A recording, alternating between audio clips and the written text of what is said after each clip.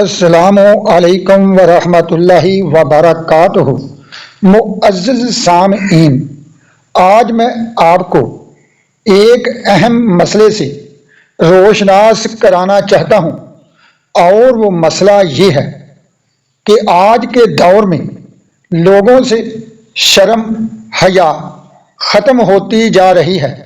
لوگ بے پردہ ہونے میں کوئی برائی محسوس نہیں کرتے، حالانکہ نبی کریم صلی اللہ علیہ وآلہ وسلم نے فرمایا حیا ایمان کا حصہ ہے۔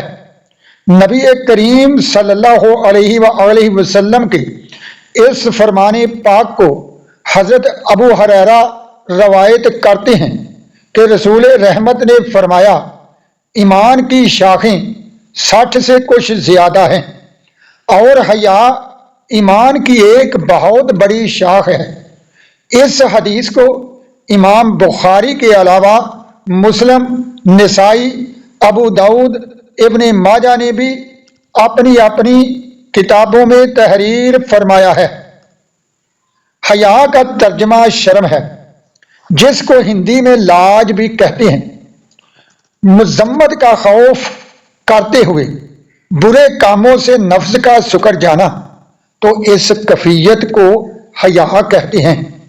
اور یہ کیفیت در حقیقت دو لفظ وقاحت اور خجالت، ان کے درمیان کی ایک صفت ہے۔ اب آپ کو یہ علم ہونا چاہیے کہ وقاحت کیا ہے۔ وقاحت یہ ہے کہ انسان اس قدر بے شرم اور بے غیرت بن جائے کہ اس کو کسی برے سے برے کام کرنے سے بھی کوئی شرم اور حیا محسوس نہ ہو۔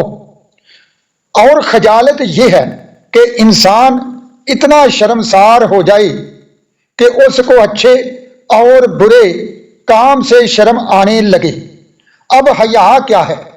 حیا یہ ہے کہ برے کاموں سے یہ خیال کر کے شرم محسوس ہونا کہ لوگ برا بلا کریں گے، مذمت کریں گے، اور اچھے کاموں سے کوئی شرم نہ ہو۔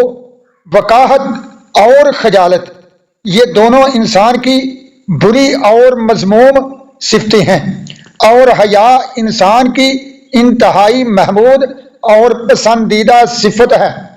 تو نبی کریم صلی اللہ علیہ وآلہ وسلم نے اسی لیے ارشاد فرمایا کہ حیا بھی ایمان کی شاخوں میں سے ایک شاخ ہے۔